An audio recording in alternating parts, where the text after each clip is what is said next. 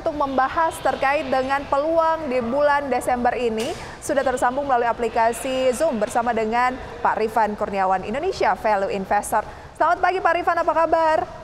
Selamat pagi Mbak Prisa, kabar baik, terima kasih. Terima kasih banyak udah join bersama kami Pak Rifan. Jerome Powell atau Ketua dari Bank Sentral Amerika Serikat memberikan indikasi dalam sebuah seminar begitu ya terkait dengan peluang dari kenaikan suku bunga The Fed yang tampaknya akan sedikit melambat di bulan Desember ini, dan 75% dari konsensus menilai paling hanya maksimal 50% kenaikannya, membuat Wall Street naik tajam 3-4%, khususnya S&P dan juga Nasdaq. Bagaimana peluang ke pasar saham kita hari ini di bulan Desember?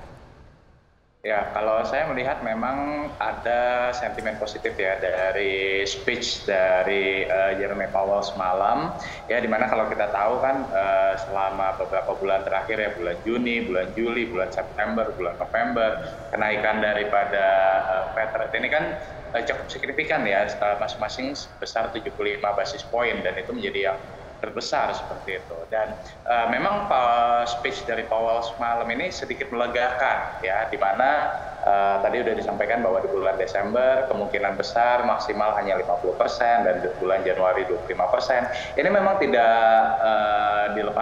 bisa dilepaskan dari hasil inflasi yang memang sudah mulai menunjukkan tanda-tanda penurunan ya, dari 9%-an beberapa bulan lalu, saat ini 7,7 dan diprediksi akan terus menurun. Nah, bagaimana hubungannya dengan pasar Indonesia? Ya, sedikit banyak tentunya ini akan menjadi katalis positif juga ya bagi pasar modal Indonesia ya, di mana sekarang juga sudah mulai masuk ke bulan Desember, biasanya juga udah ada sentimen window dressing. Jadi saya sendiri cukup optimis sih, sepanjang bulan Desember ini indeks harga saham gabungan akan bergerak menguat, Mbak Bisa. Oke, berarti harusnya bukan Desember kelabu ya, tapi harusnya cuan menggebu kalau paham strategi-strateginya. Karena IHSG bisa uptrend, tapi kalau sahamnya nggak tepat ya bisa saja tetap juga kelabu begitu ya, Pak Rifan? Betul Mbak Bisa. Oke, kemudian hari ini juga akan ada rilis data inflasi yang diperkirakan lebih landai dibandingkan dengan bulan sebelumnya. Bulan Oktober sekitar 5,7%, dan kabarnya November ini harusnya bisa sekitar 5,5% saja. Sejauh mana ini juga menjadi perhatian pelaku pasar? Ya, sama halnya dengan Amerika yang inflasinya juga sudah menunjukkan penurunan. Di Indonesia juga kita tahu bahwa inflasi juga sudah menunjukkan penurunan atau sudah melandai ya. Ini karena dampak dari kenaikan suku bunga, dan kemudian juga pengetatan giro wajib minimum yang dilakukan oleh Bank Indonesia, ya kan. Jadi ini juga menjadi satu kabar yang cukup menggembirakan lah bagi para pelaku pasar pastinya. Dan ya saya merasa bahwa sentimen-sentimen ini sedikit banyak juga akan kembali direspon positif oleh para investor, Mbak Bisa. Setelah kemarin IHSG berhasil melaju 69 poin atau hampir 1% ke 7.081, kemana arah selanjutnya dari IHSG? Ya, kalau dalam jangka pendek saya melihat bahwa arahnya pasti masih akan, kemungkinan besar masih akan meningkat ya Mbak Bisa, karena katalisnya sekarang ini juga lagi bagus ya kan. Nah, cuman pastinya di sepanjang bulan Desember ini akan ada beberapa koreksi ya, koreksi sehat lah ya, tapi kalau diukur secara man on man, saya tetap memiliki keyakinan bahwa di bulan Desember ini indeks harga saham gabungan akan kembali mencatatkan return yang positif seperti halnya bulan-bulan Desember di tahun-tahun sebelumnya. Bisa. Dari Pak Rifan, berapa target IHSG kira-kira kalau melihat dari awal Desember ini ke akhir tahun dengan sentimen yang ada yang tampaknya tuh cenderung positif? Ya, dengan saat ini kan indeks harga saham gabungan kemarin ditutup di 7.081 ya Mbak Bisa ya. Ya, saya melihat bahwa target di 7.001 sampai 7.150 setidaknya ya masih cukup achievable. Ya, saya nggak memasang target yang terlalu signifikan seperti 7.400 atau 7.500 ya, tapi 7.001 sampai 7.150 atau mungkin 7.200 menurut saya itu masih cukup achievable ya, terutama karena kemarin juga kita lihat bahwa beberapa saham-saham big cap ya, baik di sektor perbankan, kemudian juga energi itu juga turut mendorong laju kenaikan dari indeks harga saham gabungan. Oke. Nah, bagaimana dengan GoTo yang tampaknya apakah mungkin masih bisa menjadi pemberat dari indeks harga saham gabungan karena kan juga market cap-nya cukup besar, masuk dalam 5 besar di Bursa Efek Indonesia, dan kemarin ini 30 November adalah akhir masa penguncian saham atau lock up period GoTo. Nah, setelah 8 bulan di lock up pasca IPO begitu ya, dan sahamnya ini tembus rekor terendah baru, ditutup 151. Sejauh mana GoTo ini bisa menjadi penghambat laju dari indeks?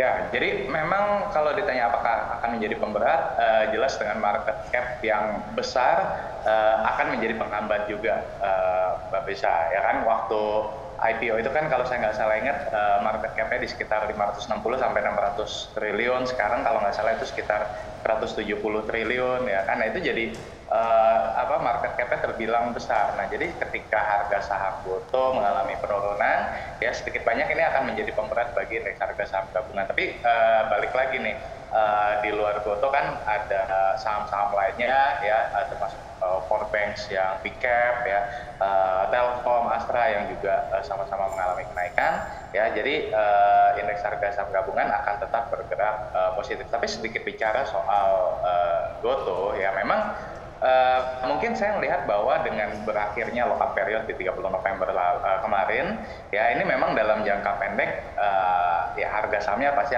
akan mengalami koreksi ya, bisa karena ada beberapa investor yang mungkin akan realisasi profit segala macam ya. Tapi kalau melihat dari kinerja terupdate dari earnings call yang baru saja dirilis oleh GoTo ya, memang terlihat ada improvement seperti itu ya, meskipun secara bottom line masih merugi ya, tapi ada beberapa poin positif yang mungkin bisa juga menjadi perhatian ya, diantaranya GTV ya, atau gross transaction value ya, yang meningkat sekitar 39% year on year. Kemudian juga yang saya mau soroti adalah dari sisi EBITDA margin yang mengecil ya, masih negatif tapi mengecil sekitar 10% Q on Q, dan juga contribution margin yang masih negatif juga tapi sudah kembali mengecil di kuartal 3 kemarin di 41% Q on Q, seperti itu Mbak Bisa. Jadi sedikit banyak ya udah ada di jalur yang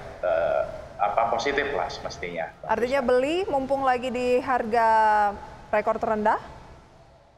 Balik lagi ini tergantung dari time frame masing-masing investor ya. Jadi kalau misalkan kita berharap harga sahamnya akan naik mungkin dalam waktu pendek ya, mungkin tidak terlalu disarankan ya, karena tadi katalisnya masih negatif seiring dengan berakhirnya lock-up period. Tapi kalau kita bicara GoTo ini memang harus kita bicara time frame jangka panjang, Mbak Bisa.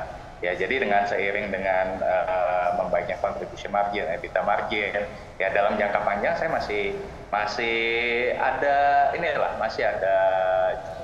optimis ya, masih ada bahwa harga sahamnya ini masih bisa mengalami recovery.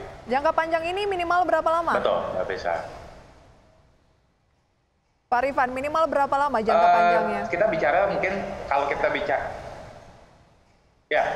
bicara dari target yang ditetapkan oleh manajemen GoTo gitu ya, bahwa mereka bilang bahwa contribution margin ini akan break even ya secara grup itu di kuartal 1 2024, on demand-nya di kuartal 1 2023, dan e-commerce-nya di kuartal 4 2023. Artinya ini kita bicara kurang lebih time frame 1 tahun atau sekitar 2 tahun.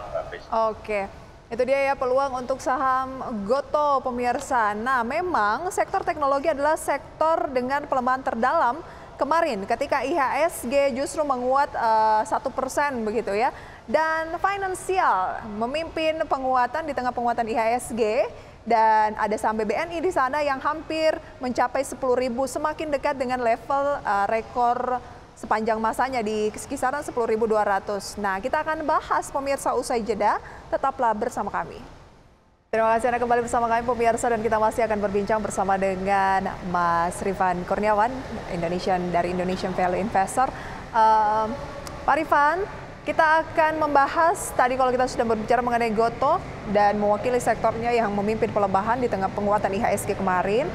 Tapi justru finansial masih membukukan kenaikan, salah satunya adalah BBNI yang semakin dekat dengan posisi 10.000 dan dalam sehari naik kalau nggak salah 6% ya kenaikannya kemarin. Bagaimana peluang dari BBNI?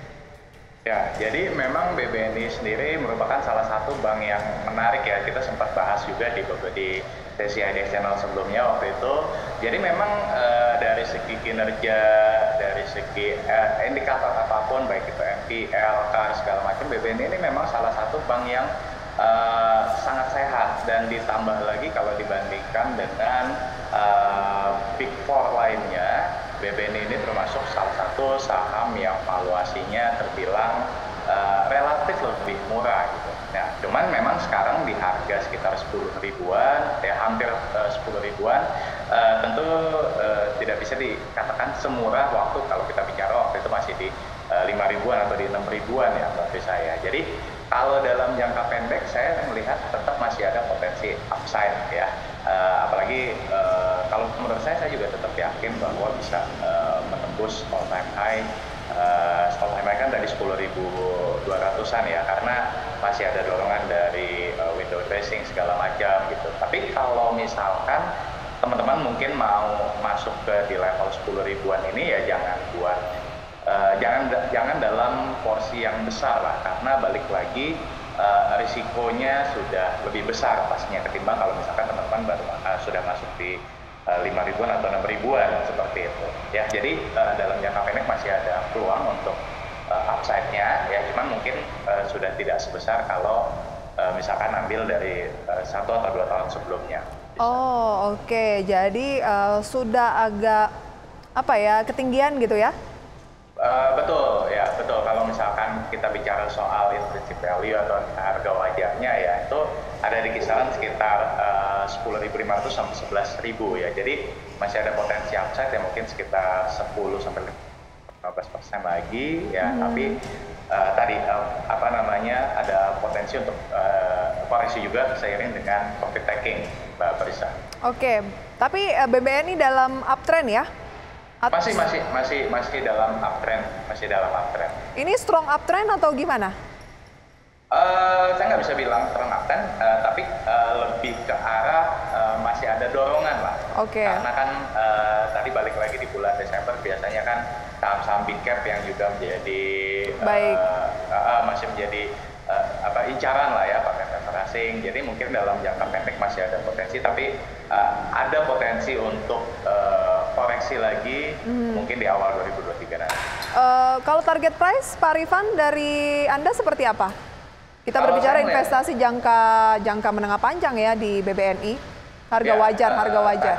Ya, kalau tadi di kisaran sekitar 11.000 Mbak Prisa, kalau berdasarkan dengan kinerja terupdate-nya di kuartal 3 2022. Oh, oke. Berarti keputusan kembali ke Anda. Kalau pemirsa ya, kalau Anda memang masih merasa dari 10.000 saat ini ke 11.000 cenderung oke, ya silahkan. Tapi kalau misalnya pengen yang peluang kenaikannya itu, rentang kenaikannya masih cukup besar dari banking, ada tidak Pak Rifan yang Anda rekomendasikan?